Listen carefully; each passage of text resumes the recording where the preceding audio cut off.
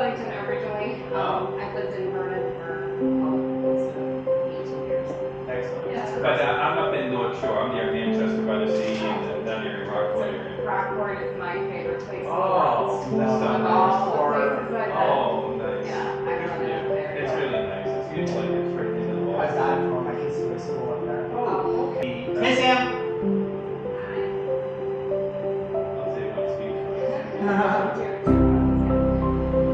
How are you? Is this your first time coming here? Yeah. Different office, right? This is Danae. Hi. Samantha. Sam, nice to meet you. Hi, his name is Chris Hill. Good to see you. How are you? Good. Well, please have a seat.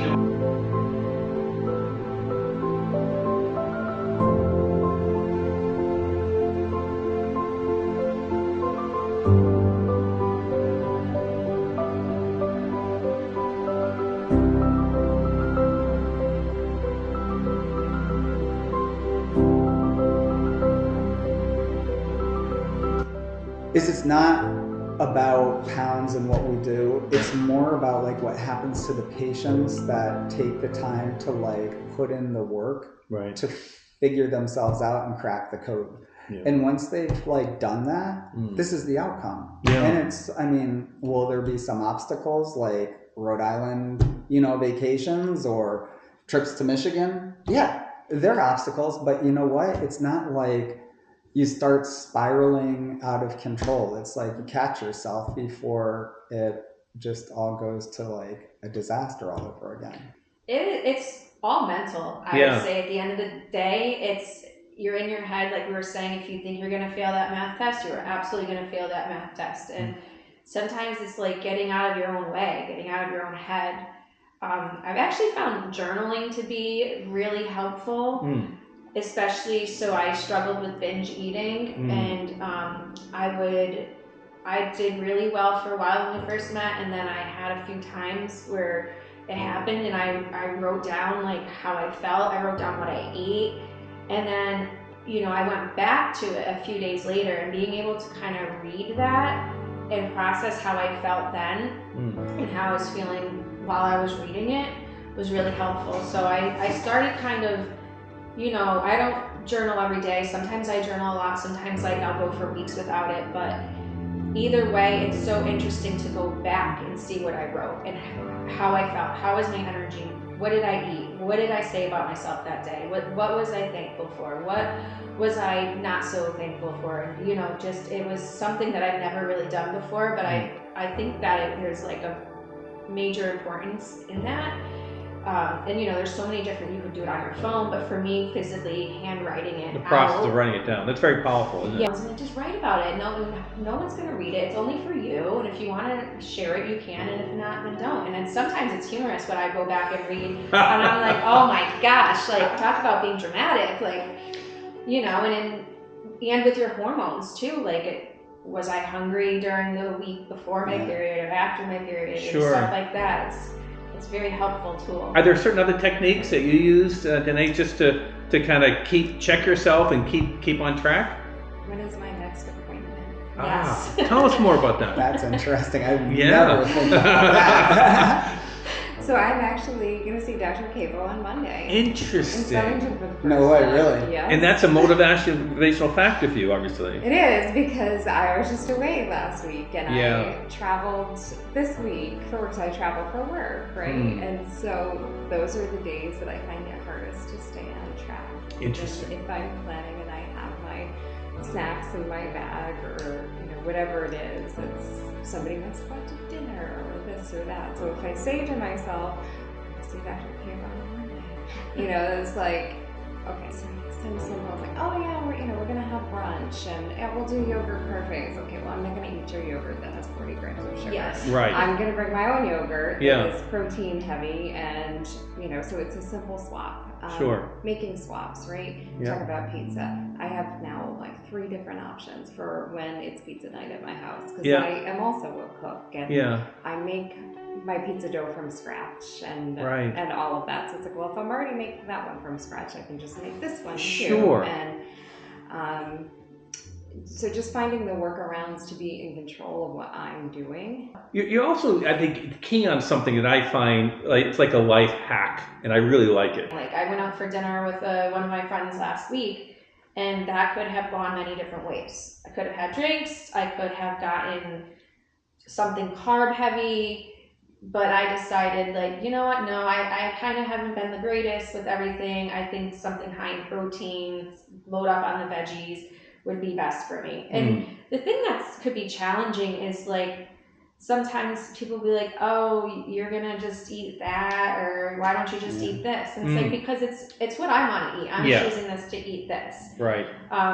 And, you know, birthday party, any sort of, like, our social life is revolved around food and drinks, I feel like. I mean, it's the same energy, but it's directed towards the outcome that you're looking for. And it sounds like a win-win, which is kind of interesting. And I think, you know, just in general in society, we crave a sense of community, right? Think about it. Yeah. It's like community centers exist for a reason. You know, whatever your you know thing is, it's life.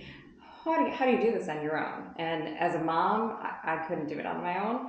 So why is this any different, right? This is something that many other people are on this journey together, and if we can support one another, that's great. And I think doing it, you know, virtually is huge, because when you have a busy schedule, you work full time, you have kids, you do this, you do that, it's a lot harder to get up and go somewhere versus like take my laptop and go in my bedroom and shut the door. Yeah. I mean, I'm just curious. And I think physicians by nature are curious. I think people, like, if you have curiosity, then you're going to want to look at ways to do things that are different than traditional. Sure. So I don't think anybody's going to resolve or solve the problem of abnormal weight gain through apps and you know, telemedicine appointments. I think you have to come in and have a body composition and sit down and have connection with another, you know, human, another soul.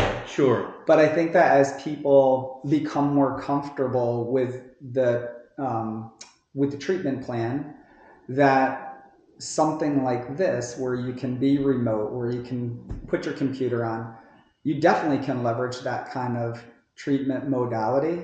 And I think because, again, curiosity, I'm here and I learn from my patients, but what I'm hearing is really useful for them now is accountability. And when you're a member of a tribe, or when you've got a group community that you're expected to show up, you're holding yourself accountable because you're in a group. And I think that, like, with telemedicine and where we are post-pandemic, there's a sense of accountability that goes into these appointments. I think that these kind of wellness circles, I hope they take off, because I think there is a lot of utility there. Because people will be holding themselves accountable, show up for that wellness circle, you know?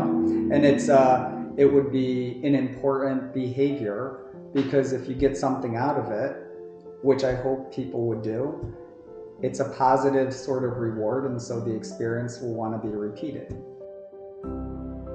Often in many aspects of life, for me at least, I'm like, am I the only one that feels this way? Am I the only one struggling, you know, like just to get out of bed sometimes, or to do this or that? But then when you talk about it in safe places like this, you realize, oh, I'm not the only one like making these swaps and the only one like planning this. And then all of a sudden, I'm in a group environment. They turn the lights down, they put the music up, and we just go. And it goes like, an hour goes like that. And I realized that being in a group environment with like-minded folks, you know, for whatever reason, it's more than just a workout. It's like, wow, it's motivational, it's there, it's inspirational, and the time goes by very quickly. There's so many metrics that are measured when you step on the scale. You're going to be like, well, your weight is up, but your percent body fat is down. It's a different, So you're actually healthier today. Yeah. And so now I maybe don't feel so horrible that my weight is up, because, you know, talking about things that stick, you know, you say your weight is the cover of the book, but you have to get into the chapter. I came to a point in my journey where what I was doing, I could not do anymore.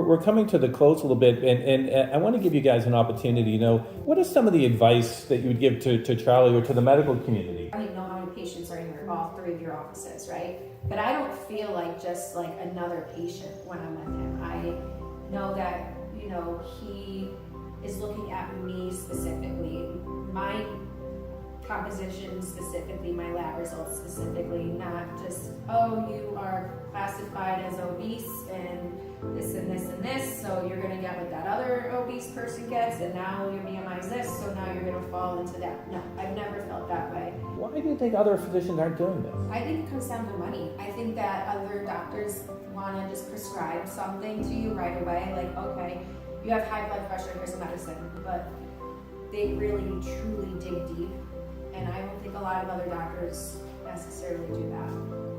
Today, as we finish up here, what are your recommendations to the medical community? I don't think my other doctors have that kind of personal knowledge of me, because it factors into what I'm able to do to be successful as a patient here and just in my life in general. So be an advocate for yourself. Find the right doctor, the doctor that is going to care about you, the doctor that's going to look at all the parts and pieces and understand what you need medically as an individual, but then ask you how you're sleeping and how's your stress. So.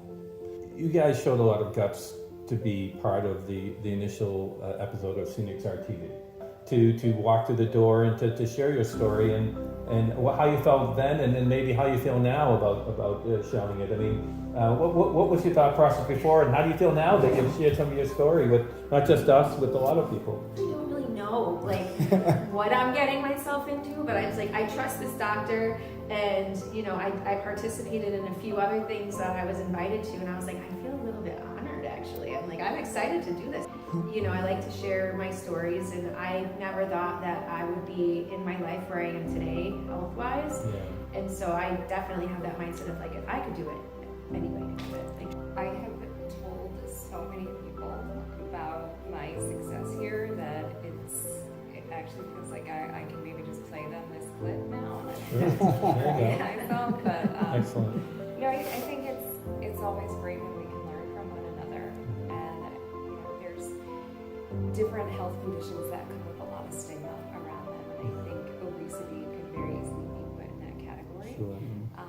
If people don't understand the reasoning behind their condition, they're never going to overcome it. Yeah. And trying to take away a little bit of that stigma of you're not the only person like this, and there are special doctors that can help you with this. Yeah. So I think that is important, and I tend to try to not be nervous about this stuff. Sure. Very impressive. Once you do it, then you don't have to be afraid of doing it again. So I know we've done it now on telehealth, now in person, and eventually in virtual reality, but your thoughts, sir, as we finish up. Yeah, again, it's one of those things where I learned a lot, from you guys. It's so interesting to hear them, the patients talk like this without me wearing my doctor's hat. Yeah. Because again, I just learned things that I never would have been able to really appreciate if it was in a session.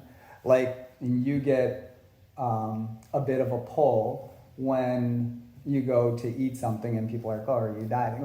Think about what happens to me when I go to somebody's house to eat something. And it's just really funny to hear that. He's judging us. I know he's judging us. Oh my God, it's so funny to hear that you feel judged in a social situation. Yeah. It's man, I touch a beer or a piece of spaghetti at a table, oh, he's eating it. It's it's okay. God. I guess it's okay. Yeah. It just makes you feel good that they want to, impact people, which they will do from this. Yep. And that's really cool. I think people are going to hear what Danae and Sam were able to say and run a parallel sort of story and say, yeah, that's happened to me, or I felt that way, or I might have this issue. Yeah. And they might have enough curiosity to go out and find an answer for themselves.